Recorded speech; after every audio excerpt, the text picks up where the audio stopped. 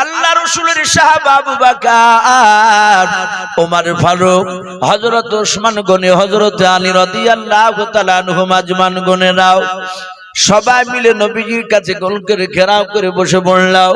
আবু বকর বলে, নবী গো, আসরের নামাজের টাইম তো পার হয়ে গেল, নামাজের জামাতের টাইম। ওগো আল্লাহর নবী, যে আপনি কেন বেরোন নাই? আপনার অপেক্ষায় আছে নবীজি, আপনি কেন যান নাই বলার? আল্লাহর রাসূলের দুই চোখের কোনা দিয়ে ভাবছে ঝরঝর করে পানি ঝরে। আল্লাহর নবীজির আবু বকর তিনি কাঁদতে লাগলেন। আবু বকর কাঁদেন। ওমর বলেন, আবু বকর রে ভাই, তুমি কেন এইভাবে কান্না করেছো মাল্লাও? আবু বকর বলে, ভাই, আশহাদু আল্লা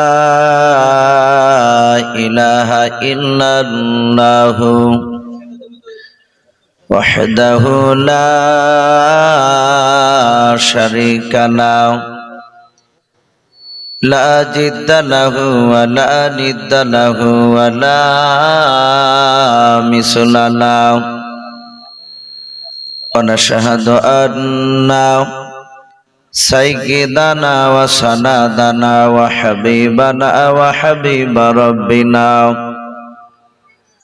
وحبيب ربنا وطبيبنا وطبيب قلوبنا ومولانا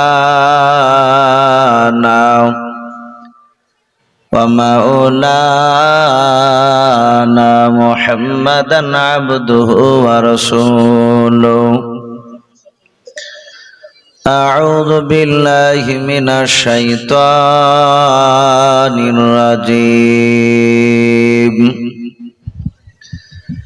بسم الله الرحمن الرحيم إنك لعلى خلق عظيم وقال الله تبارك وتعالى يا أيها الذين آمنوا وآمنوا وقال الله تبارك وتعالى ونبي هريرة قال النبي صلى الله تعالى عليه وسلم أترك سنة لحبيبي لهؤلاء الحمقاء أو كما قال عليه الصلاة والتسليم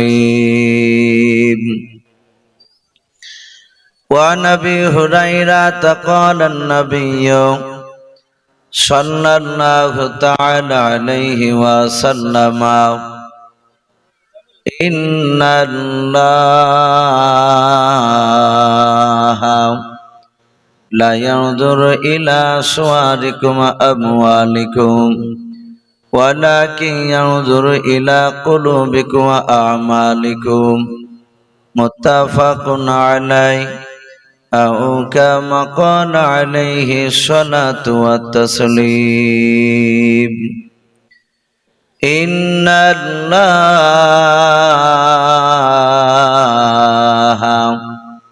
وملائكته يصلون على النبي يا أيها الذين آمنوا صلوا عليه وسلموا تسليما محبت সবাই দরুদ দিবেন পড়ুন আল্লাহুম্মা সাল্লি আলা মুহাম্মাদিন ওয়া আলা আলি মুহাম্মাদ কামা সাল্লাইতা আলা ইব্রাহিম ওয়া আলা আলি ইব্রাহিম ইন্নাকা হামিদুম মাজিদ اللهم بارك على محمد وعلى آل محمد كما باركت على إبراهيم وعلى آل إبراهيم إنك حميد مجيد সাল্লাল্লাহু তাআলা আলাইহি ওয়াসাল্লাম। আচ্ছা ভাই, এভাবে দূরে বসে না থেকে যদি একটু সামনের দিকে আসতেন, আমার মনে হয় যে মজলিসটা বাপজি একটা হয়তো সুন্নাত আমাদের আদায় হতো। এসব বাপজি ভাইরা বসে আছেন, ভাই সামনে কে দেখার জায়গা অনেকটাই ফাঁকা, একটু যদি নড়াচড়া করে যদি একটু উঠে আসতে তাহলে আলহামদুলিল্লাহ একটু ভালো হতো। ভাই একটু আসো, ভাই একটু এগিয়ে আসি।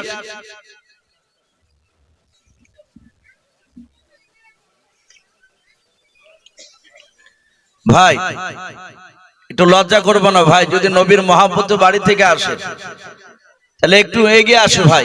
এই যে এসে বসলো এইভাবে একটু সমানে আর একটু এগিয়ে আসে শোনা। আর ওই যে ঢালাই রাস্তার ওপরে বাবজি ভাই পেছাব করা মতন করে বসে আছেন ভাই, এটা আদবের মজলিস, একটু আসে শোনা। আমি বারবার ডাকবো না ইনশাআল্লাহ, আমার পরে আরেকজন বক্তা আছে, ওনারও মূল্যবান কথা ইনশাআল্লাহ সকলে শুনে বাড়ি যাব। এগিয়ে আসি ভাই।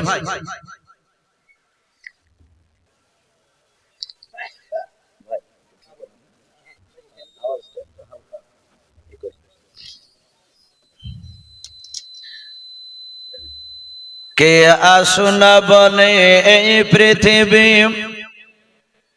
হন উজালা,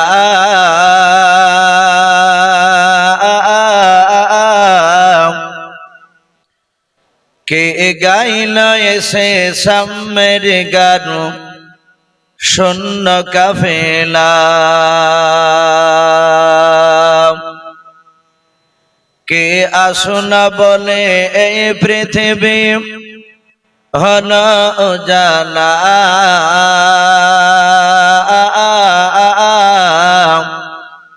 কে গাইল এসে সামের গান শূন্য কাফেলা,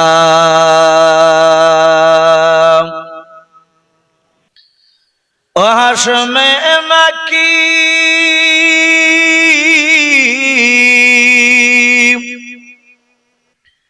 ও হাশমে মাকি মাদানি শাহে মদিনা, ও নূর নবী নূর নবী নূর মদিনা, ও নূর নবী নূর নবী নূর মদিনা, কে আসুনা বলে এই পৃথিবী হল উজালা,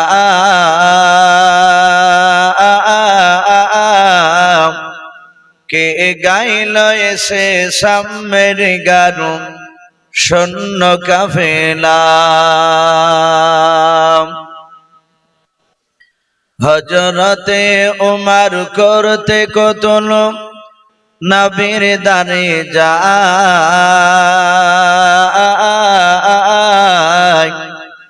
আর নূরানী তার চেহারা দেখে উমর ফেদা হয়ে যায়। একবার মহব্বত বলুন সুবহানাল্লাহ। হযরতে উমর করতে কতল নবীর দারে যায়,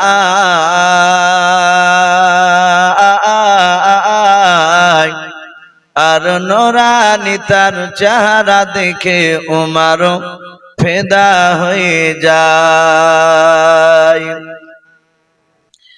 যার মায়াবী চেহারা, যার মায়াবী চেহারা দেখে উমর হয়ে যায় নবীর দিবানা,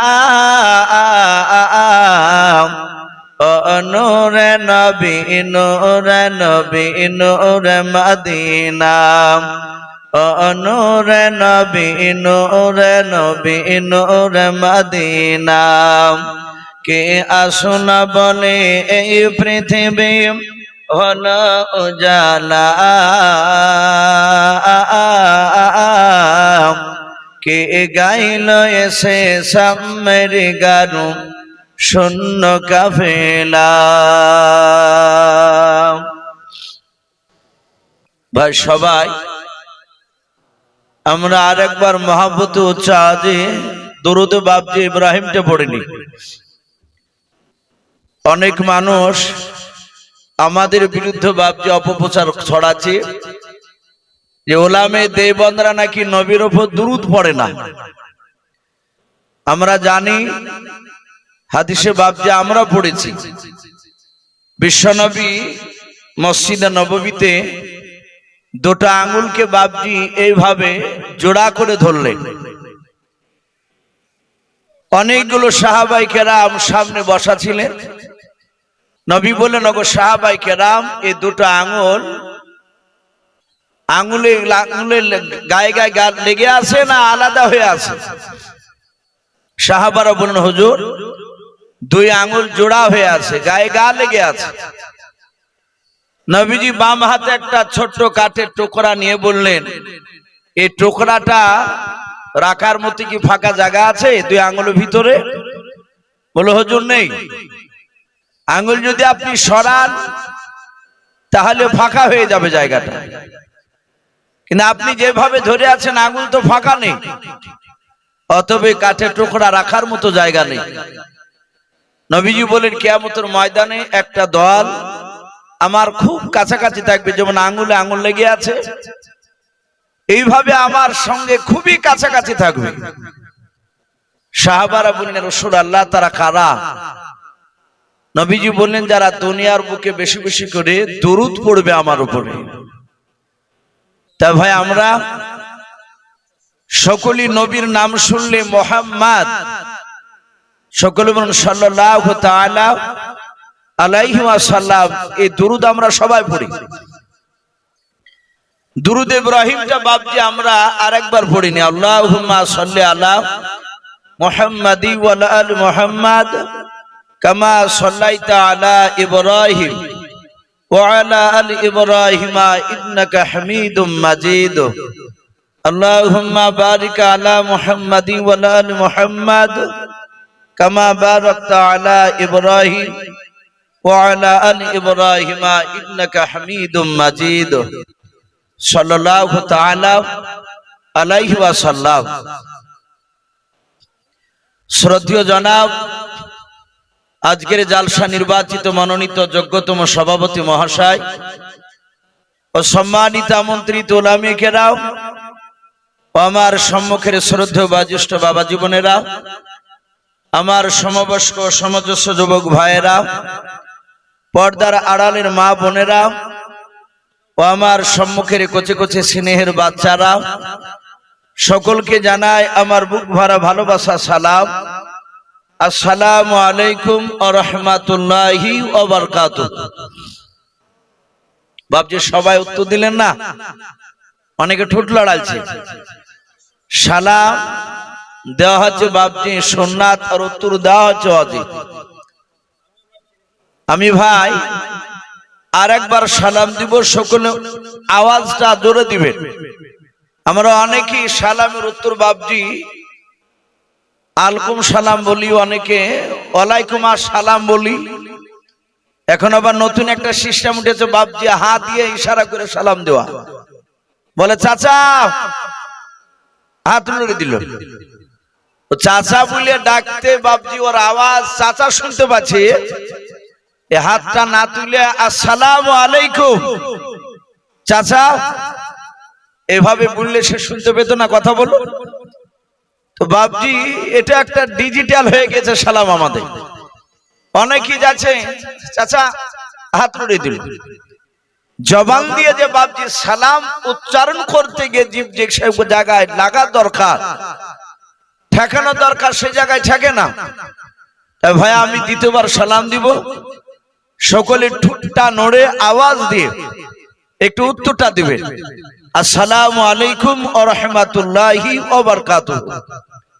মাশাআল্লাহ, আলহামদুলিল্লাহ। সমস্ত প্রশংসা আসে মহান রব্বুল আলামিনের জন্য, যে মহান রব্বুল আলামিন আমাদেরকে বড় ভালোবেসে রহম করে বিভিন্ন গুনার মজলিস থেকে বাছাই করে নিয়ে এসে বাপজি রহমতের মজলিসে নিয়ে এসে বসার সুযোগ করে দিয়েছেন, আমরা বুঝতে পেরেছি।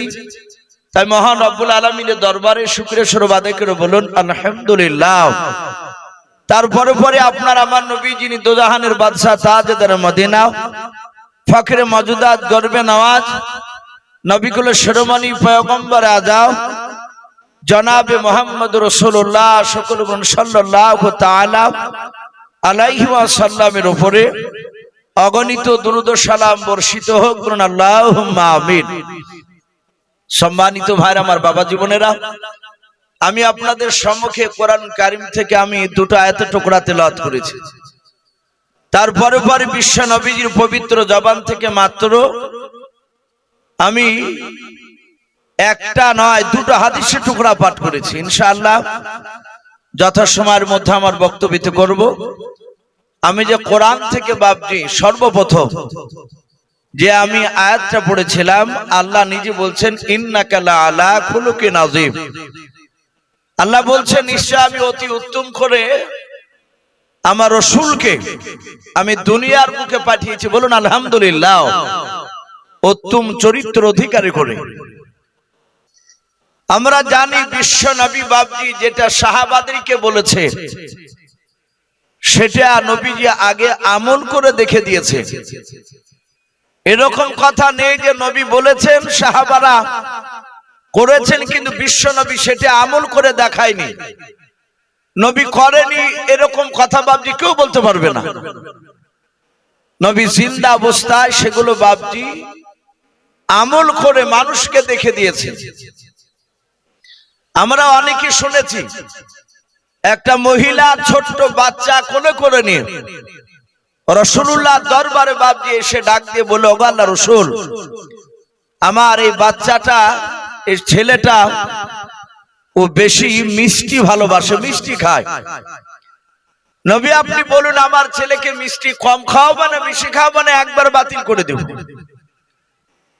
আল্লাহ রাসূলকে একটা মহিলা এসে জিজ্ঞাসা করলো। আল্লাহর নবীজি ডাক দিয়ে বলেন, মা তোমার ছেলে মিষ্টি ভালোবাসে, মিষ্টি খায় বেশি? বলে হ্যাঁ। আল্লাহর নবী জনাবে মুহাম্মদ রাসূলুল্লাহ সাল্লাল্লাহু তাআলা আলাইহি ওয়াসাল্লাম নবী বললেন, মা আজকে তুমি বাড়ি চলে যাও, আগামী কালকে নয় তুমি 3 দিন পর তুমি আমার দরবারে আসবা, বৈকাল বেলা আসবা। আল্লাহর নবীজির কথা শুনে বাপজি মহিলাটা সন্তান নিয়ে বাড়ি চলে গেল। 3 দিন পর নবী আমার যে টাইমে আসতে বলেছিল ওই মহিলাকে, ওই মহিলা টাইমের দিকে লক্ষ্য করে সময় মতো নবীজির দরবারে চলে গিয়েছে। আল্লাহর রাসূলের কাছে গিয়ে বলেন, আসসালামু আলাইকা ইয়া রাসূলুল্লাহ ইয়া হাবিবাল্লাহ। নবী সালামের উত্তর দিয়ে দিলেন। ওই মহিলা ডাক দিয়ে বলেন, নবী গো আপনার কাছে আমি 3 দিন আগে এসেছিলাম। ও নবীজি আপনি আমাকে আজ আসতে বলেছিলেন তাই আমি আপনার দরবারে এসেছি। রাসূল আপনি বলুন আমার ছেলে যে মিষ্টি ভালোবাসে, মিষ্টি খাওয়া বন্ধ করব না কি করব বলুন। আল্লাহর নবীজি মেয়েটার দিকে লক্ষ্য করে বললেন, গো মা তোমার ছেলেকে একেবারে মিষ্টি খাওয়া বারণ করবা না, তোমার ছেলেকে যেই পরিমাণ তুমি মিষ্টি খাওয়াতে তার তুলনামূলক একটু কম খাওয়াবাও। মহিলাটা বলেছিল, নবী গো এই সামান্য কথাটা 3 দিন আগে তুমি বলে দিলি তো পারিতা, তুমি 3 দিন আগে কেন তুমি এই কথা বলো না? তুমি আজকে আমাকে হয়রান করালে। আল্লাহ রাসূল ডাক দিয়ে বলেন, গো মা তুমি যে আমাকে যখন জিজ্ঞাসা করলাম মিষ্টি খাওয়াবি কি খাওয়াবো না বলো, ও মা আমিও তোমার পয়গম্বর রাসূল, আমি মিষ্টিকে ভালোবাসি, আমি মিষ্টি খাই রে মা। 3 দিন থেকে তোমার কথা শোনার পর আমি মিষ্টির পরিমাণ একটু কমে দিয়েছে খাওয়াও। ওগো মা আমি একেবারে নিষেধ করি না, আমি অল্প করে খাই, আমি তাই আমার উম্মত আমি তোমার সন্তানকে বললাম অল্প করে মিষ্টি তুমি খাওয়াও। এরকম অনেক ঘটনা এসেছে। নবীজি নিজে আগে আমল করেছেন, তারপরে বাপজি উম্মতে মুহাম্মদীকে আমল করতে বলেছে। সম্মানিত ভাইরা আমার, বাবা জীবনেরা, সারা পৃথিবীর শ্রেষ্ঠ রাসূল জনাবে মুহাম্মদ রাসূলুল্লাহ সাল্লাল্লাহু তাআলা আলাইহি ওয়াসাল্লাম। আমরা সকলেই জানি রাসূলুল্লাহর বাপজি জীবনে গুনাহ ছিল না। আমাদের আকীদা আদম আলাইহিস সালাম থেকে নিয়ে আমার আপনার নবী মুহাম্মদ রাসূলুল্লাহ সাল্লাল্লাহু আলাইহি ওয়াসাল্লাম পর্যন্ত 1,24,000, আবার অনেকে বলে না যে মতান্তর 2,24,000 নবী রাসূল। এই এতগুলো নবী রাসূলের মধ্যে একটা নবী রাসূলও গুনাহ করে নাই, বলুন আলহামদুলিল্লাহ। তারা সবাই নিষ্পাপ, কোন নবী বাপজি গুনাহ করে না, এটা আমাদের আকীদা। তা আল্লাহ রাসূলের বাপজি ডান দিকে বাম দিকে সামনের পেছন দিকে আর চারিদিকের গুনাহ মাফ। নবীজির গুনাহ ছিল না। আমার বিশ্ব নবীর যে গুনাহ ছিল না, মাইসা সিদ্দিকা রাদিয়াল্লাহু তাআলা আনহা তিনি বয়ান করেন। তিনি বলেন, আমি রাসূলুল্লাহর মুখ থেকে শুনেছি নবীর ডান দিকের বাম দিকের সামনের পেছন দিকের চারিদিকের গুনাহ মাফ। অথচ বাপজি এই রাসূলুল্লাহ নবীর এত সুন্দর চরিত্র মহান, আল্লাহ নিজেই কোরআনে বলেছেন। আমরা সকলেই জানি বিশ্ব নবী টোটাল 63 বছর বাপজি বেঁচে ছিল। ক বছর বললাম বাপ, একটু জোরে বলো। 63 বছর। এই 63 বছরের মধ্যে নবী আমার মাত্র 23 বছর বাপজি মানুষের দাঁড়ে দাঁড়ে কলেমার দাওয়াত দিয়েছিলেন। আমাদেরকে তো বাপজি এখন মার খেতে হয় নাই। আজ তো এই যে আপনারা মুসলিম, সকলেই আমরা মুসলমান।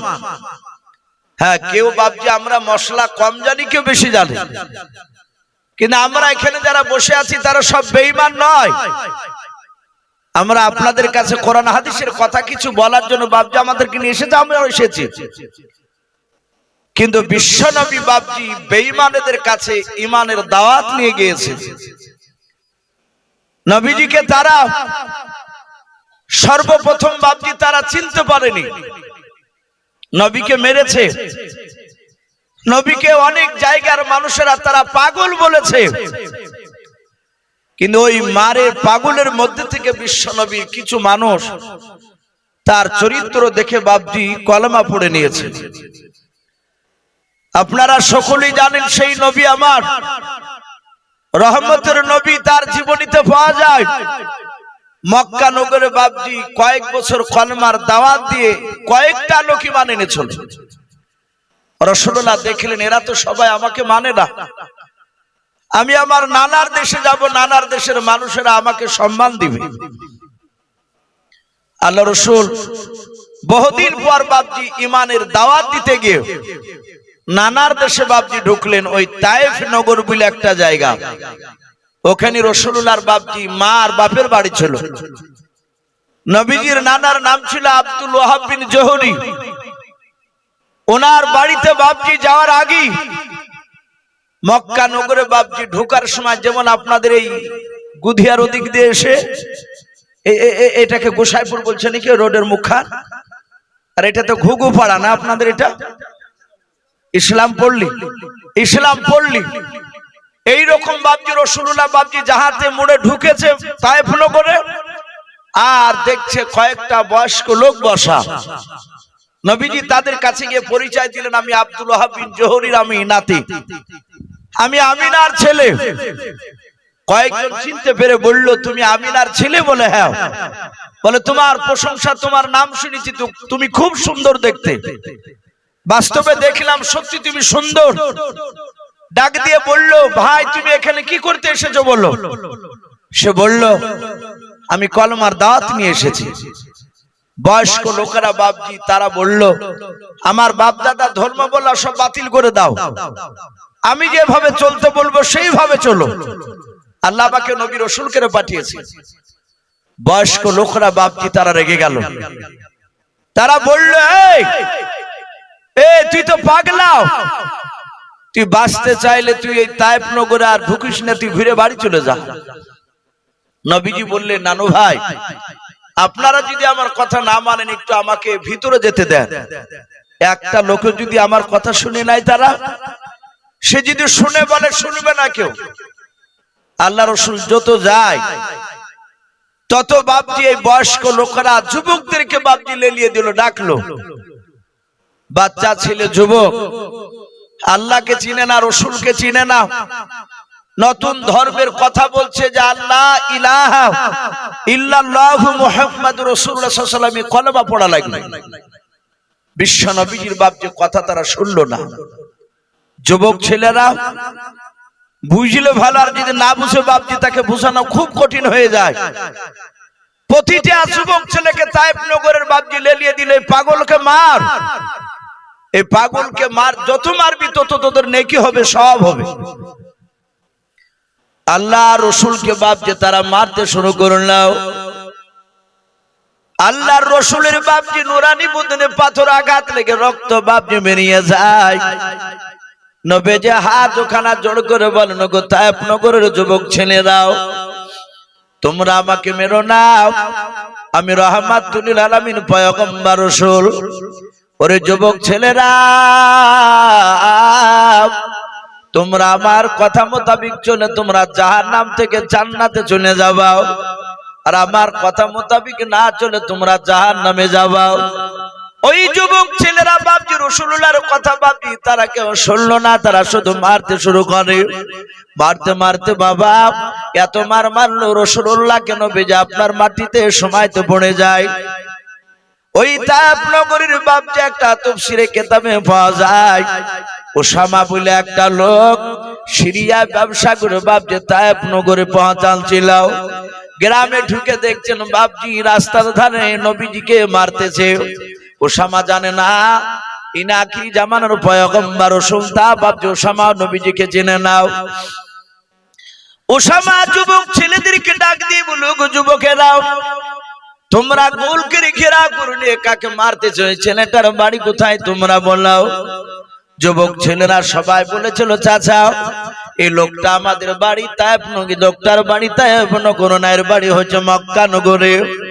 এ আব্দুল ওহাব বিন জোহরের নাতি আমিনার কলিজার টুকরা বেটা, এই পাগলা আমাদের দেশে এসে পাগলামো শুরু করেছে, সে নতুন দিনের দাওয়াত দিতেছে, আমাদের বাপ দাদার ধর্মকে ত্যাগ করতে বলছে। আল্লাহ রসুলের বাপজির বিরুদ্ধে বাপজি কথা শুনে দিলাও। ওসামা বলল, তোমরা কেন মারতেছো? বলে আমাদের গ্রামের বয়স্ক লোকেরা মারতে বলেছে, একে যত মারা যাবে তত নেকি পাওয়া যাবে, তত সব পাওয়া যাবে। ওসামা বলল, বাবা তোমরা তাহলে অনেক সবের অধিকারী হয়ে গিয়েছো, অনেকক্ষণ ধরে তোমরা মারতেছো। ওরে আমার মক্কা নাই তায়েফ নগরের যুবক ছেলেরা, দেখো আমার দুটো কলিজার টুকরা তোমাদের দলে আছে কিনাও। তারা এদিক ওদিক তাকে দেখলাম, ওসামার দুটো ছেলে বাপজি ওই জায়গায় আসে নাই, তারা নবীজিকে মারছে এটা জানে নাই। ওসামা বাপজি দৌড়ে চলে গেল, বাড়ির দরজায় গিয়ে তার বিবিকে ডাক দিল। বিবি বলল, স্বামী ঘরের ভিতরে এসো। বলে ঘরের ভিতরে আমি যাব না রে বিবি, তাড়াতাড়ি বলো আমার সন্তান দুটো কোথায় আছে? বলে আমাদের কলিজার টুকরা সন্তান ঘরের ভিতরে শুয়ে আছে। কিতাবে পাওয়া যায় ওই ওসামার বড় ছেলেটার বাপজি বয়স ছিল মাত্র বাপজি 12 বছর, ছোট ছেলেটার বয়স ছিল বাপজি 8 বছর। এই দুই ছেলে বাপজি ঘুমিয়েছিল। ওসামা ঘরে যাওয়ার পর দুই ছেলের ঘুম ভাঙালো।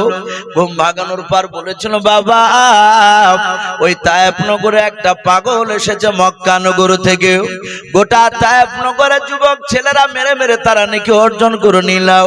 ওরে আমার ছেলেরাও আর ঘুমিয়ে থাকো না, যাও আমি তোমার আব্বা ওসামা আমি দেখে আসলাম, তোমাদের দুই হাতে আমি দুটো করে পাথর ধরে দিয়েছি। ওরে আমার কলিজার টুকরা দুই ভাই, তোমরা দুটো পাথর নিয়ে যাও, নিয়ে যাওয়ার পর পাগলকে মেরে তোমরা নিকিটা তোমরা নিয়ে নেবাও। বাচ্চা ছেলে দুটো রাসূলুল্লাহকে বাপজি চিনে নাও। বাপের হুকুম মোতাবেক বাবা দুই ছেলে পাথর নিয়ে বাপজি রাসূলুল্লাহর কাছে চলে গেল। আল্লাহ রাসূলকে বাপজি মারতেছে, নবী আমার মাটিতে লুটালুটি করার চিৎকার করে কেঁদে কেঁদে বলো, গো তায়েফ নগরের ছেলেরাও তোমরা আমাকে মেরো না। কিন্তু ওরা বাপজি শোনা নাই নবীজির কথাও। আল্লাহর রাসূলকে বাপজি বৃষ্টির নাই বাপজি নবীজির শরীর শরীরে তারা পাথর আঘাত করে। নবীর পা মুবারক খানে বাপ যে রক্ত বয়ে বয়ে বাপ যে চলে যাচ্ছে, জামা দিয়ে রক্ত বেরায়। আল্লাহ রাসূল সাল্লাল্লাহু তাআলা আলাইহি ওয়াসাল্লামের বাপ যে কপাল ফেটে গিয়েছে, পেছন দিকে পাথর মেরেছে, মাথা আঘাত লেগে মাথা ফেটে গিয়েছে। আল্লাহ রাসূলের বাপ যে আপনার মারার জন্য ওই উসামার দুই ছেলেকে বলেছিল, বাবা আমি তোমার উসামা আব্বা বাড়ির দরজা দাঁড়িয়ে গেলাম, আমি এখনো বাড়ির ভিতরে আমি প্রবেশ করব না। ওরে আমার ছেলেরা, ওই পাগলটাকে যতক্ষণ পর্যন্ত তোমরা না মেরে আসতে পারবা ততক্ষণ পর্যন্ত আমি তোমার আব্বা ওসামা ঘরে প্রবেশ করব না, এক গ্লাস পানি পর্যন্ত পান করব না। বাবা তোমরা যাও। এই ছেলে দুটো বাপটি চলে গেল। 8 বছরের যে ছেলেটাও হাতে ডানা হাতে পাথর নিয়ে বাবা আল্লাহ রাসূলের বাপ নিয়ে পেছন দিকে আপনার দাঁড়িয়ে গেল। বড় ছেলেটা যার বয়স ছিল বাবা 13 বছর, ওই ছেলেটা হাতে পাথর নিয়ে আল্লাহ রাসূলের বাপ যে সামনের দিকে চলে গেল নবীজির কপালে মারার জন্য। আল্লাহ রাসূলকে বাপজি মারবে, বড় ছেলেটা বাপজি নবীর কপাল কানে নিশানা করেছিল। পেছন দিকে ছোট ছেলেটা আল্লাহ রাসূলের বাপজি পেছন দিকের মাথায় মারার জন্য বাপজি রেম করেছিল পাথর নিয়ে। কিন্তু কিতাবে লেখা আছে বাপজি সিরাতে হালবিয়া বলি বইটাই, ওই কিতাবটা তাই বাপজি পাওয়া যায়। ওই তায়েফ নগরের একটা যুবক ছেলে বলেছিল, আমি ওই আব্দুল্লাহর সন্তান, আমিনার কলিজার টুকরা বেটা জনাবে মুহাম্মদ রাসূলুল্লাহ সাল্লাল্লাহু তাআলা আলাইহি ওয়াসাল্লামকে আমি এক এক করে 70টা পাথর মেরেছিলাম। ওই যুবকটা বলেছিল একটা পাথর মিহি যায় না, 70টা পাথর নবীজির গায়ে লেগেছিল, কপালে, তার মুখে, তার পেটে, বুকে, পায়ে লেগেছিল, একটা পাথর বাইরে যায় না। ওই যুবকটা বাপজি 71 নাম্বার পাথরখানা নিয়ে দয়ার নবীর বাপজি কপালে মারার জন্য ওই যুবকটা বাপজি নিশানা করে জোরে বাপজি ছুড়ে দিয়েছে পাথরখানা। আল্লাহ রাসূল বাপজি মাথাটা নিচু করলেন, নবীজির মাথার উপর দিয়ে পাথরখানা ছুটে গিয়ে বাবা ওই উসামার 8 বছরের ছেলেটার কপালে গিয়ে বাপজি পাথরটা লেগে কপালটা ফেটে গেল। ওই বাচ্চা ছেলেটা ডান হাতে পাথর নিয়ে মা আব্বা বলে চিৎকার করে উঠলো। আল্লাহর নবীজি তাকে দেখলেন। এই পাথরটা কিন্তু যুবক ছেলেটাকে, ওই বাচ্চা ছেলেটাকে মারতে যায় না, পাথরটা মেরেছিল আমাকে, আমার কপালে না লেগে ওই ছেলেটারও কপালে লেগে গিয়েছে। আল্লাহ রাসূল বাপজি হামাগুড়ি দিয়ে ওই সমস্ত ছেলেদেরকে বলে, বাবা তোমরা আমাকে মারো, ওই বাচ্চা ছেলেটাকে তোমরা বেরো নাও, ওই ছেলেটা তো কোনো অন্যায় করে নাই, ওই ছেলেটাকে কেন তোমরা আমার বলাও। আল্লাহ রাসূলের বাপজি মাথার পাগড়ি খানাকে বাপজি ছুঁড়লেন, ছেড়ার পর ওই বাচ্চা ছেলেটার কপালে রক্তটা মুছে দিয়ে নবীর পবিত্র হাত দিয়ে বাপজি কপালে পাগড়ি বেঁধে দিলেন। ওই বাচ্চা ছেলেটা নবীর আখলাক চরিত্র দেখে বাবা উসামার দুই ছেলে বাপজি দাঁড়াতে পারলো না, পাথর হাতে করে নিয়ে আল্লাহর নবীজিকে আর মারতে পারলো না। আল্লাহ রাসূলের বাপজি কাছ থেকে বাচ্চা ছেলে দুটো দৌড়ে চলে গেল তার আব্বার দরবারে। দুই ভাই চিৎকার করে বলে, আব্বা ওগো আব্বা, আব্বা করে ডাকে দেয়। উসামা দৌড়ে এসে বলেছিল, বেটারে তোমাকে কে পাগল মেনে কে মেরেছে তোমাকে বলো। বাচ্চা ছেলেটা বলেছিল, আব্বা তুমি ওকে পাগল বলবা না, উনি পাগল তো নয়, আমি দেখে লাও। বলে, বাবা সবাই পাগল বলছো, তুমি কেন পাগল বলো নাই? ডাক দিয়ে বলে, আব্বা ওই মানুষটার ভিতরে যে আমি আখলাক চরিত্র দেখলাম, একটা যুবক ছেলে ওই নবীকে মারতে গিয়ে নবীজিকে লাগে নাই, নবী মাথাটা নিচু করেছিল আর ওই পাথরটা আমার কপালে লেগে গিয়েছিল। ওই মুহাম্মদ সাল্লাল্লাহু আখিরি জামানার পয়গম্বর উনি দৌড়ে এসে আমার কপালে রক্ত মুছে দিয়ে তার পাগড়ি ছিঁড়ে আমার কপালে বেঁধে দিল। ওগো আব্বা জান, ওনাকে আপনি চিনতে পারেন নাই, আমরা দুই ভাই চিনতে পেরেছি, তিনি রাহমাতুল লিল আলামিন পয়গম্বর, বলুন সুবহানাল্লাহ। ও আব্বা আদি করা যাবে না, মাকে ডেকে নেন। আমরা আব্বা মা এবং দুই ভাই মিলে ওই নবীজির হাতে হাত দিয়ে কলমা পড়ে মুসলমান হব, বলুন সুবহানাল্লাহ। আল্লাহ রাসূল সাল্লাল্লাহু আলাইহি সাল্লামের কাছে তারা এসে ইমান এনেছিল এবং ওই ৭১ নাম্বার যে পাথর ছোড়া যুবক ৭০টা মেরেছিল আগে নবীজির নুরানি বদনে বাপজি পাথর আঘাত লেগেছিল তার সেই যুবক বাপজি রাসূলুল্লাহর ব্যবহার দেখে লাস্টে সে থাকতে পারে না সেও ঈমান এনেছিল আমি বলছিলাম সেই রাসূলের এত সুন্দর চরিত্র নবী সারা পৃথিবীর মানুষকে দেখে দিয়েছে মহান রব্বুল আলামিনের ফেরেশতা জিবরিল আলাইহিস সালাম আল্লাহ রাসূলকে এসে বলে নবী গো আপনি বলুন মানুষদেরকে বলে দেন আল্লাহর কিছু বান্দার সাথে হক রয়েছে আর বান্দার সাথে হক রয়েছে নবীজি বলেন সেগুলো কি পবিত্র জবানে রাসূলুল্লাহ সাহাবাদের সামনে বলেছিলেন হুকুকুল্লাহ আর হুকুকুল ইবাদ বান্দার সাথে আল্লাহর কিছু হক রয়েছে যেমন ৫ ওয়াক্ত নামাজ পড়া এটা আল্লাহর সাথে বান্দার হক ২ নাম্বার রোজা রাখা এটা আল্লাহর সাথে বান্দার হক হজ করার ক্ষমতা থাকলে হজ এটা বান্দার সাথে আল্লাহর হক বাপজি কিয়ামতের ময়দানে রাসূলুল্লাহ বলে কোন মানুষ যদি বাপজি দুনিয়ার বুক থেকে সে যদি নামাজ পড়ে না যায় কিয়ামতের ময়দানে আল্লাহ ইচ্ছা করলে তাকে maaf করতে পারেন কি পারেন না কথা বলে আল্লাহ ইচ্ছা করলে maaf করে দিতে পারে একটা মানুষ সারা জীবন মদ খেয়ে বেরিয়েছে জিনা করেছে জীবনে নামাজ পড়ে নাই আল্লাহ যদি বলে ফেরেশতা দেখ দিনের আমলে কি আছে ভালো না খারাপ আমল নামাখানা দেখ ফেরেশতারা দেখে বলবেন আল্লাহ একটাও নেকি নাই এই জীবনই নামাজ পড়েনি আল্লাহ বলবেন নেকি নাই বলে না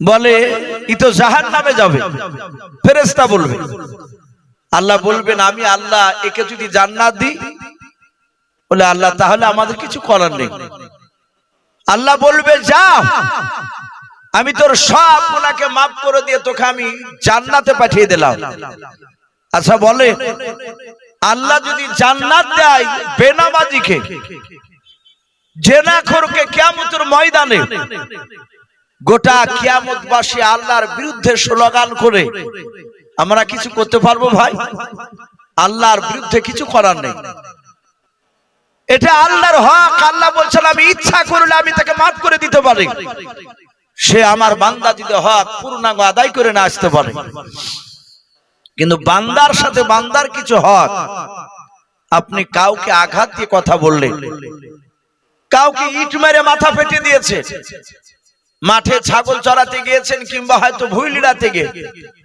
টুকমুক করে ঝামেলা হতে অমনি দাউনি ধরে আপনি মারি দিয়েছেন মাথা তার মাথা ফেটে দিয়েছেন আঘাত করেছেন তাকে সে ব্যথা পেয়েছে আপনার ব্যবহারে নবীজি বললেন তার কাছ থেকে মৃত্যুর আগে পর্যন্ত তুমি যদি ক্ষমা না চেয়ে নাও আমার আল্লাহ কিয়ামতের ময়দানে তোমাকে maaf করবে না যতক্ষণ পর্যন্ত তোমার নেকি দিয়ে ওকে শোধ না করবা বাপজি এই কথাটা বিশ্ব রাসূলের কাছে বাপজি জিবরিল আলাইহিস সালাম এসে শোনালেন নবীজি কথাটা শোনার পর নবীর দুই চোখের কোণা দিয়ে পানি ঝরতে লাগলো নবীজি আমার মৃত্যুর শয্যায় বাপজি আপনার ছটফট করছে নবীর ব্যবহার কেমন দেখুন আল্লাহ রাসূল সাল্লাল্লাহু তাআলা আলাইহি ওয়াসাল্লাম মৃত্যুর শয্যায় ছটফট করছিলেন কিতাবে লিখেছে নবীজি মাথা যন্ত্রণায় কাতর হয়ে মওতের আগে নবী 13 দিন ধরে বিছানাগত হয়েছিলেন কদিন বললাম বাপ 13 দিন নবীজির মাথা যন্ত্রণা হয়েছিল এমনকি হাদিসে এটাও পাওয়া যায় নবী 17 ওয়াক্তের ফরজ নামাজের রাসূলুল্লাহ জিন্দা অবস্থায় তিনি ইমামতি করতে পারেনি নবী নামাজে দাঁড়াতে পারেনি আমাদের অনেক মানুষ দেখেন 5 ওয়াক্ত নামাজ জামাত ছাড়া পড়ে না যখন একেবারে বিছানায় পড়ে যায় তখন দেখা যায় সে আর মসজিদে হেঁটে যেতে পারে না বিশ্ব নবীজি নবীর ঘর আর মসজিদে নববী পাশাপাশি। এই যে একটা কাপড় টাঙানো আছে, ওইদিকে মা বোনেরা বসেছে, দিকে আপনারা বসেছে। রাসূলুল্লাহর মসজিদে নববীর ঘর আর নবীর ঘর বাপজি এইরকম মাঝখানে পাঁচিল ছিল, বেড়া ঘর ছিল। নবীজি দরজা খুলে অমনি মসজিদে নববীতে পা রাখতে সাহাবায়ে কেরামরা হযরতে বিলালের আযান শুনে বাপজি তারা মসজিদে কাতার বেঁধে বসে থাকতেন। রাসূলুল্লাহ আসবে, ঠিক নামাজের টাইম হতো, আল্লাহ রাসূল হুজরাখানা থেকে ঘর থেকে দরজা খুলে বেরিয়ে সোজা ইমামের জায়গায় গিয়ে নামাজ পড়াতে লাগতেন। আমার বিশ্ব নবীজি সেই দিন আসরের নামাজের টাইম হয়েছে, আযান দিয়েছেন বিলাল, সবাই জামাতে নামাজ পড়ার জন্য বাপজি কাতার বেঁধে দাঁড়িয়ে আছে। এই যে মসজিদ হচ্ছে আপনাদের, এ তো ঢালাই হয়নি, ঢালাই হয়েছে মসজিদ আমি দেখলাম, ঢালাই হয়নি। মসজিদ বাপজি এক ছিল না, অত দায়িত্ব আপনাদের এখানকার মানুষের ছিল না, কিন্তু মসজিদ করে ফেললে বাপজি প্রতিটা মানুষের দায়িত্ব হয়ে যাবে মসজিদের উপরে। এই মসজিদকে যদি আপনি নামাজ পড়তে না যান, এই মসজিদ কিয়ামতের ময়দানে মানুষের মতো জবান খুলে কথা বলবে, হে আল্লাহ এরা আমাকে বানিয়েছিল, এরা আমার ঘরে নামাজ পড়তে আসে নাই, তোমাকে ডাকে নাই। এই মসজিদ মানুষের মতো কথা বলবে কিয়ামতের ময়দানে। হযরতে বেলাল সব সাহাবারা কাতার বেঁধে বসে, ঠিক নামাজের টাইম হবে, রাসূলুল্লাহ আসবে। সাহাবারা বলেন আমরা দেখে নাও, আসরের জামাতের যে একটা টাইম নির্ধারিত ছিল, ওই টাইমটা বাপজি পার হয়ে গেল। সাহাবারা এইভাবে পেছন দিকে ঘুরে ঘুরে বাপজি নবীজি ঘরের দরজা দিয়ে বেরোয়, ওই দিকে বারবার তাকায়, নবীজি খুলে নাই। সাহাবা আবু বকর সিদ্দিক রাদিয়াল্লাহু তাআলা আনহু, নবীজির মুরব্বি সাহাবা, উনি ওমরকে ডাক দিয়ে বলে, ওমর রে ভাই, নবী তো এত দেরি করে না, নবী কেন বাড়ি থেকে বের হয় নাও? সাহাবারা সবাই আলোচনা করে নবীজির কাছে চলো, দেখে নবীজিকে ডাক দিয়ে হযরতে আবু বকর নবীর ঘরের দরজার সামনে এসে সালাম দিলেন, আসসালামু আলাইকা ইয়া রাসূলুল্লাহ ইয়া হাবিবাল্লাহ। আল্লাহর নবীজি বাপজি সালামের উত্তর দিলেন। নবীজির অর্ধাঙ্গিনী বেবি হযরত মা আয়েশা সিদ্দিকা রাদিয়াল্লাহু তাআলা আনহা নবীজিকে বাপজি পাদা মেরে বাপজি ধরেছিলেন। নবী বলেন, আয়েশা ঘরের দরজাটা খুলে দিও, আয়েশা তুমি একটু পর্দার আড়ালে চলে যাও। হযরত আয়েশা দরজা খুলে দিয়ে বাপজি আড়ালে চলে গেলেন। আল্লাহর নবী বলেন, সাহাবারা এবার দরজা খুলে ধাক্কা দিয়ে তোমরা প্রবেশ করো, কারণ আমার কলিজার অর্ধাঙ্গিনী বিবি আয়েশা, অন্যান্য বিবিগণেরা আমার ঘরে নাই, তারা আড়ালে চলে গিয়েছে, আমার কাছে নাই, পর্দায় চলে গিয়েছে। আল্লাহ রাসূলের সাহাবা আবু বকর, ওমর ফারুক, হযরত ওসমান গনি, হযরত আলী রাদিয়াল্লাহু তাআলা আনহুম আজমান গনেরাও সবাই মিলে নবীজির কাছে গোল করে ঘেরাও করে বসে পড়লাম। আবু বকর বলে, নবী গো, আসরের নামাজের টাইম তো পার হয়ে গেল, নামাজের জামাতের টাইম। ওগো আল্লাহর নবী, যে আপনি কেন বেরোন নাই? আপনার অপেক্ষায় আছে নবীজি, আপনি কেন যান নাই বলার? আল্লাহর রাসূলের দুই চোখের কোনা দিয়ে বাপজি ঝরঝর করে পানি ঝরে। আল্লাহর নবীজির আবু বকর তিনি কাঁদতে লাগলেন। আবু বকর কাঁদেন। ওমর বলেন, আবু বকর রে ভাই, তুমি কেন এইভাবে কান্না করেছো মাল্লাও? আবু বকর বলে, ভাই আল্লাহর নবীজি নামাজ পড়তে বেরোয় নাও, আমার মনে হয় নবীজি আর দাঁড়াতে পারবে না। আল্লাহর নবীর সাহাবা উমর বলেন, ওগো আমার আবু বকর ভাই, তুমি যদি এভাবে কান্না করো আমার অন্য সাথী ভাইরা নার্ভাস হয়ে যাবে। আল্লাহর নবীর সঙ্গে কথা বলে দেখে নবীজি যাবে কে যাবে না। আল্লাহর নবী বলেন, ও সাহাবারাও, আমি সোজাভাবে দাঁড়াতে পারি নাই, যাও তোমরা জামাত করে নামাজটা আদায় করিয়ে নাও। সাহাবারা বাপজি আশ্চর্য হয়ে গেলেন। নবীজি হুকুম করলেন, হযরত উসমান গনি রাদিয়াল্লাহু তাআলা আনহু উনি ডাক দিয়ে বললেন, ওগো আল্লাহর নবী, আপনি বলুন আমাদের আসরের নামাজের কি ইমামতি করবে, ইমামের নামটা বলে দাও। আল্লাহ রাসূল এইভাবে তাকিয়ে দেখেন আমার আবু বকর কাঁদে। আল্লাহ রাসূল ডাক দিয়ে বলেন, ওরে আমার সাহাবারা, আজকে আসর নামাজের ইমামতি করবে আমার আবু বকর। আল্লাহ রাসূলের বাপজি সাহাবা আলী রাদিয়াল্লাহু তাআলা আনহু আল্লাহ রাসূলের হাত দুখানা ধরে বলেন, হুজুর বেয়াদবি হলে maaf করবেন। ওগো নবীজি শুনে নেন, আবু বকরকে আপনি ইমামতি করতে দেবেন না, কারণ আবু বকর একেবারে নরম নাজুক। ও নবীজি, আপনার ছোট কালকার সাথী আবু বকর নামাজ পড়াতে গিয়ে হয়তো বেহুশ হয়ে যাবে। ওগো আল্লাহর নবীজি, আপনি আবু বকরকে বলবেন না, আপনি ওমরকে ইমামতি করতে বলেন। আল্লাহর নবী বলেন, ওরে আলী সাহাবা, ওরে আমার জামাই আলী মুর্তজা, শুনে নাও, আমি পয়গম্বর রাসূল প্রথমে বের করেছি আবু বকর নামাজের ইমামতি করবে। আজকে আসর নামাজের ইমামতি করবে আবু বকর। সব সাহাবারা বাপজি চলে গেলেন, আবু বকরকে বাপজি ইমামতি করতে দিলেন। আবু বকর নামাজ পড়ালেন, নামাজের অবস্থায় কাঁদেন। আবু বকর বুঝতে পারলেন আর বেঁচে থাকা পর্যন্ত নবীকে ইমাম হিসাবে আর পাবো না, নবী আমাদেরকে ইমাম হয়ে নামাজ পড়াতে আর পারবেন না। আল্লাহর রাসূলের বন্ধু আবু বকর বাপজি জানতে পারলেন, ও বাপজি ভাইরাও, সে আবু বকর এক নাই দুই নাই, আল্লাহর রাসূল জিন্দা অবস্থায় রে বাবা 17 ওয়াক্তের ফরজ নামাজের ইমামতি করেছিলেন। সেই নবীর বন্ধু আবু বকর সিদ্দিক রাদিয়াল্লাহু তাআলা আনহু, উমর, সব সাহাবারা, প্রায় হাজার হাজার কয়েক হাজার বাপজি সাহাবারাও নবী যার বেঁচে থাকবে না, নবী মৃত্যুর শয্যা ছটফট করতেছে। নবী আমার বেশ কয়েকদিন ধরে পড়ে আছে বিছানায়। হাজার হাজার সাহাবারাও মক্কা মদিনার বিভিন্ন জায়গা থেকে বাপজি এসেছে।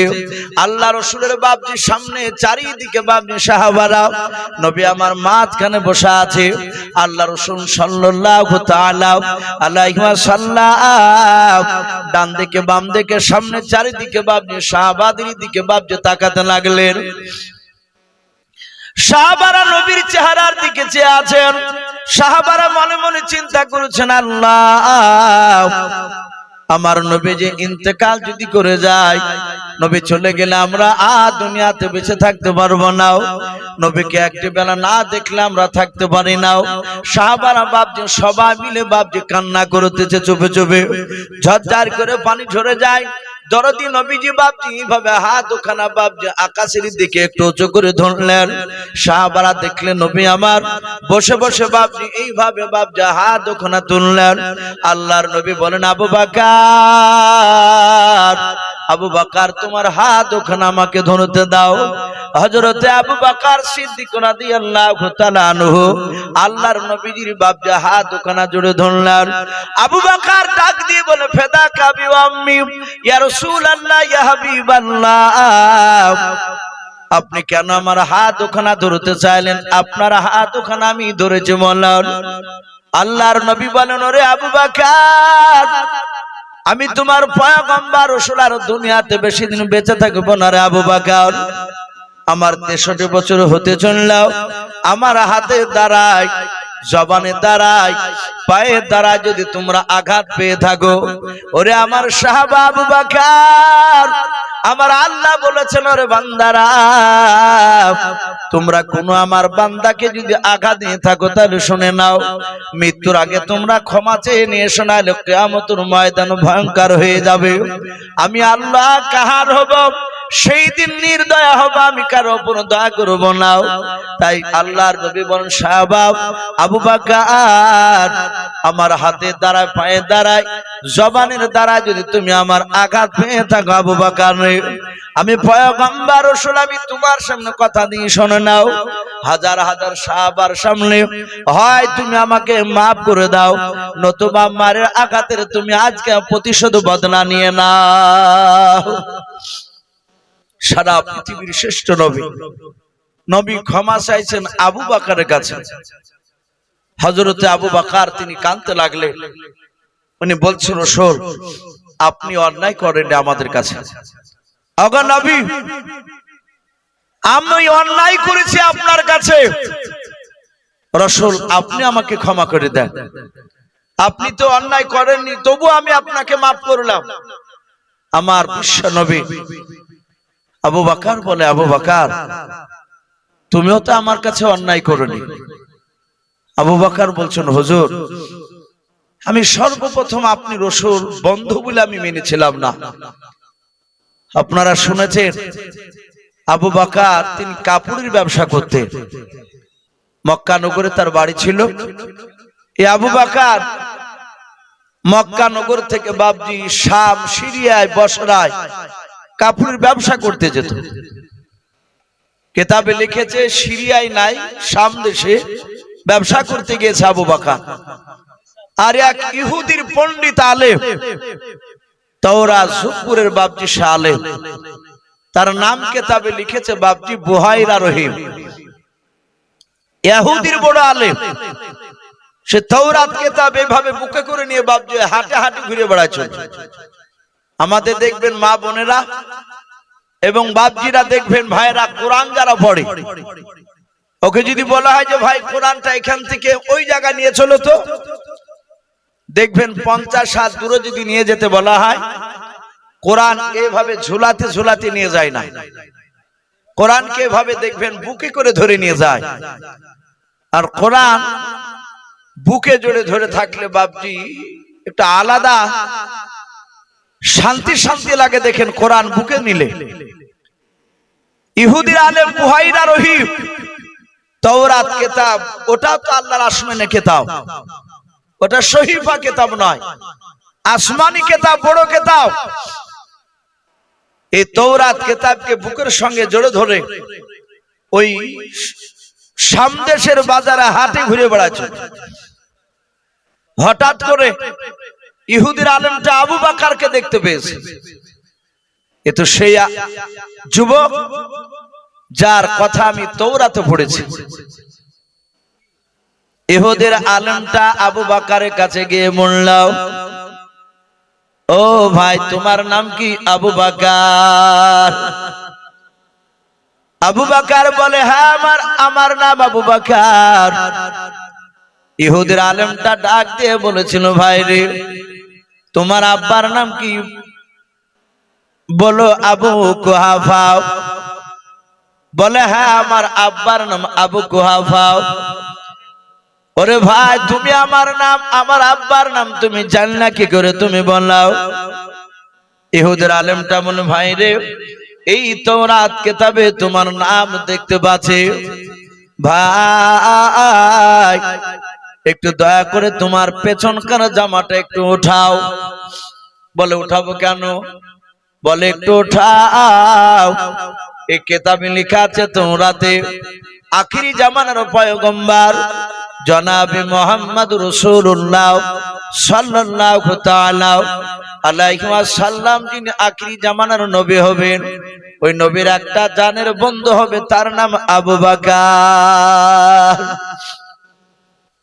এই আবু বকর ভাই, এই তাওরাত কিতাবে আরো লেখা আছে আল্লাহর নবীর যিনি জানের বন্ধু আবু বকর হবেন, ওর পৃষ্ঠ মোবারকে একটা কালো রঙের দাগ থাকবে, যাকে আমরা জোরন বলি।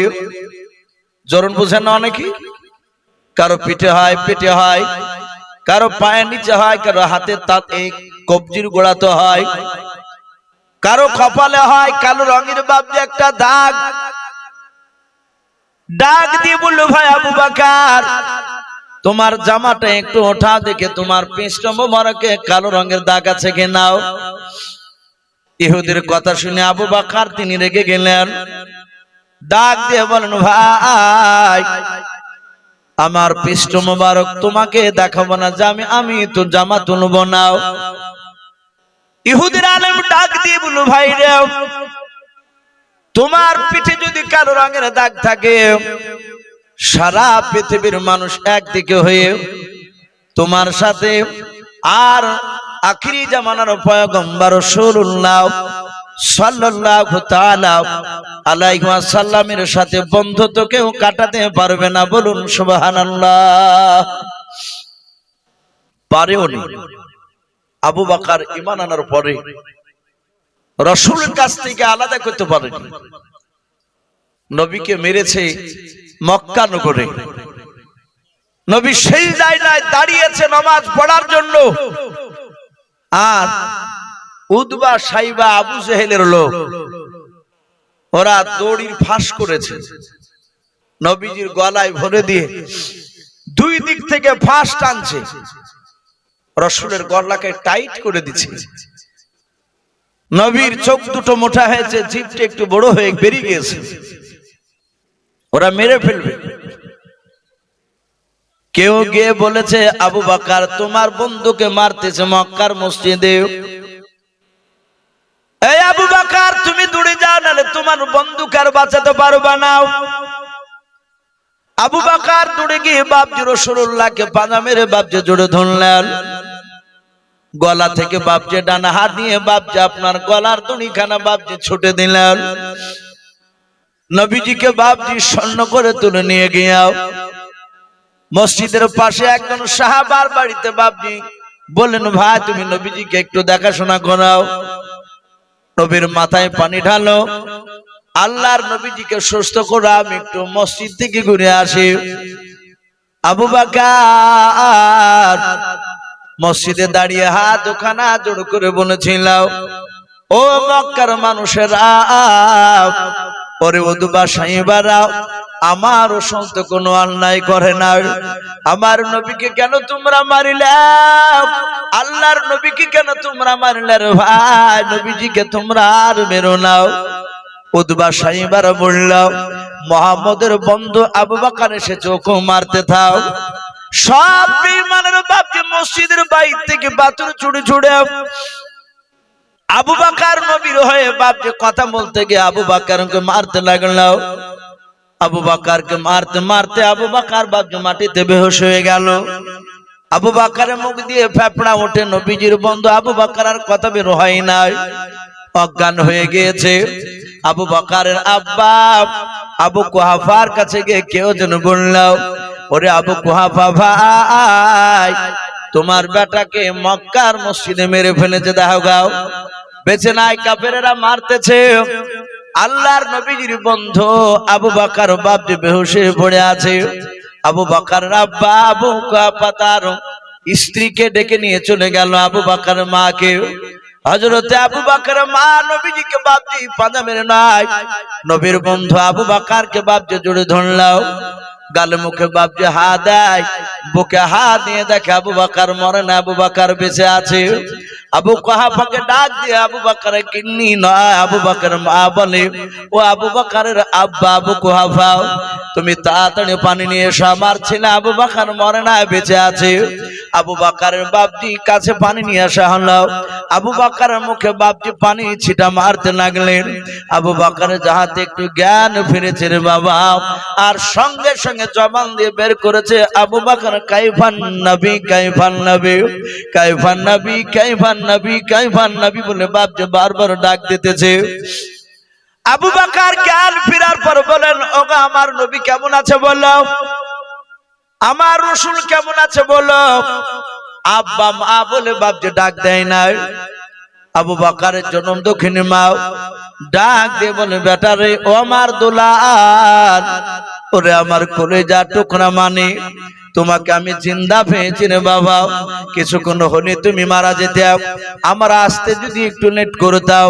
ও বাবা, তুমি আর মুহাম্মদের নাম তুমি নিবা না, ওই নবীর নাম নেওয়ার কারণে মক্কার লোকেরা তোমাকে মারতে মারতে বেহুশ করে দিয়েছে। ওরে আমার বেটা, বাঁচতে চাইলে ওই নবীর কাছে আর যাবা না, নবীর সাথ ছেড়ে দাও। আবু বকর ডাক দিয়ে বলে, মা জবান দিয়ে বের করো না রে মা। কাফেরেরা মেরেছে, যত আঘাত পেয়েছে রে মা, তার চেয়ে বেশি আঘাত পাবে নবীর কাছ থেকে তুমি আমাকে যদি দূরে সরিয়ে নাও। ওগো আমার মা, শুনে নাও, আমার চোখ দুটো দিয়ে যদি তুমি দেখতে আর মা, তাহলে তুমি কখনোই তুমি নবীর কাছ থেকে দূরে সরে যা এই কথা বলতে নাও। আল্লাহর দরদি নবী জনাবে মুহাম্মদ রাসূলুল্লাহ সাল্লাল্লাহু তাআলা আলাইহি ওয়াসাল্লামের বন্ধু আবু বকর সঙ্গে সঙ্গে ডাক দিয়ে নবীকে বলেন, ও নবীজি, আপনি আমাদের কাছে অন্যায় করে নাই। আমি পয়গম্বরের বন্ধু আবু বকর, আমি আপনাকে সর্বপ্রথম না চেনার কারণ আমি বড় ধরনের বেয়াদবি করে ফেলেছিলাম। ওগো রাসূল, আপনি আমার কাছে ক্ষমা চাইবেন না, আমি আপনাকে ক্ষমা করে দিয়েছি, আপনি আমাকে ক্ষমা করুন। আপনি অন্যায় করেন। নবী বলেন, আবু বকর তুমি বসে যাও। হযরতে আবু বকর সিদ্দিক রাদিয়াল্লাহু তাআলা আনহু, আবু বকর তিনি বসে পড়লেন। বিশ্ব নবী বলেন, হাত উঁচু করে ওমর। ওমর বিশ্ব নবীর বাম পাশে বাপজি বসা ছিল। ওমর নবীর হাত ওখানা বাপজি জুড়ে ধরলাও, ডাক দিয়ে বলেছিল, ও নবীজি, আপনি কেন আমাকে হাত ধরে ডাকলেন বলেন? আমি আপনার হাত ওখানা ধরে আছি। আল্লাহর নবী বলেন, আবু বকর নয় ওমর, আমি হাতের দ্বারাই, জবানের দ্বারা, পায়ের দ্বারা যদি তোমাকে আঘাত দিয়ে থাকে, ওরে আমার ওমর, তুমি দয়া মেহেরবান করে আমাকে তুমি ক্ষমা করে দাও যদি আঘাত দিয়ে থাকে। আর নতুবা তুমি হাজার হাজার সাহাবার সামনে বদলা নিয়ে নাও, প্রতিশোধ নিয়ে নাও। ওমর নবীজির হাত দুখানা বাপজি ছেড়ে দিয়াও। ওমর নবীজির পা দুখানা জোরে জোরে কাঁদেন আর বলেন, হুজুর, আমি আপনাকে না চেনার কারণে নবী গো, আমি আপনাকে তলোয়ার নিয়ে আপনার মাথা কাটতে গিয়েছিলাম, এটা চরম বেয়াদবি করে ফেলেছিলাম। হুজুর, আপনি আমার কাছে অন্যায় করেন নাই নবী, আমি আপনার বন্ধু ওমর হাজার অন্যায় করে ফেলেছি নবী গো, দয়া মেহেরবান করে আপনার পা দুখানা জুড়ে ধরি হুজুর, আপনি আমাকে ক্ষমা করে দেন। ওমরও ক্ষমা চাইছে। বাপজি আর একটু বসি, রাত্রি 11:20 পার হতে চললো। প্রায় জায়গাতে এখন দেখা যাচ্ছে রাত্রি 11টার পর মানুষ আর থাকছে না। তাই ভাই আমি বলবো বাপজি ভাইদেরকে, রাত্রি অনেক হয়েছে, আপনারা আর কিছুক্ষণ বসুন, ইনশাআল্লাহ আমার পরে আরেকজন বক্তা রয়েছে, আমিও জালসার কমিটি ভাইদেরকে বলবো আমার পরের বক্তাকে একটু ডেকে নিয়ে আসা হোক। এসে বসলে মানুষরা দেখবে যে না, আরেকজন বক্তা আছেন, তার কিছু শুনে ইনশাআল্লাহ দোয়া নিয়ে বাড়ি যাবো। বাপজি আমরা আখিরি দোয়া নিয়ে বাড়ি যাবো ইনশাআল্লাহ। তো নবীজির সাহাবা আবু বকর ওমর রাসূলের পা দুখানা ধরে ওমর বলছেন, হুজুর, আপনি আমাদের কাছে ক্ষমা চাইবেন। ওগো নবী, আপনি অন্যায় করেননি, অন্যায় আমরা করেছি। ওমর বলছেন, আমি তলোয়ার নিয়ে কাটতে গিয়েছিলাম আপনাকে। ওগো রাসূল, আপনি আমাদেরকে মাফ করে দেন। আল্লাহর নবী যে ডাক দিয়ে বলেন, ওমর রে, আমি ক্ষমা করে দিয়েছি তোমাকেও। ওমর তুমি বসে যাও। ওমর নবীর বাম পাশে বাপজি বসে পড়ল।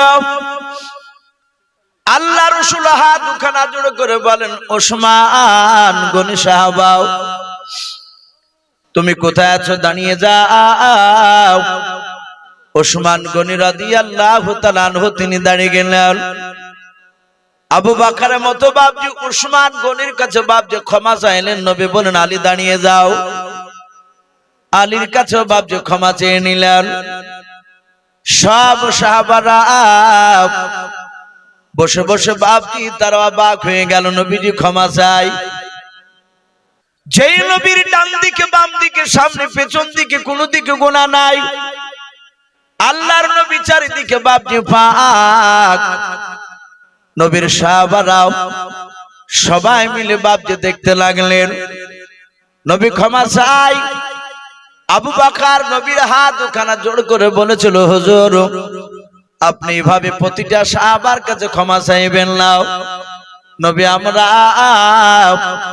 আপনার কাছে অন্যায় করেছে, আপনি তো অন্যায় করেন নাই।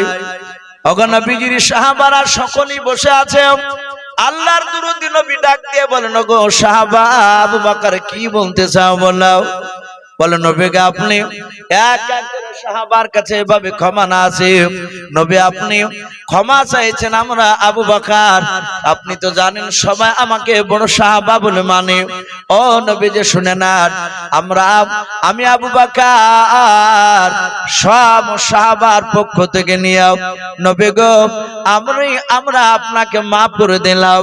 ওগো নবী যে কোন সাহাবার কাছে আর ক্ষমা চাইবেন না, সব সাহাবাকে আপনি ক্ষমা করে দেন। আল্লাহ রাসূল বাপজি কাঁদতে কাঁদতে বলেন, সাহাবারা আমি সবাইকে মাফ করে দিলাম, তোমরা তো মাফ করলে। বলে হ্যাঁ।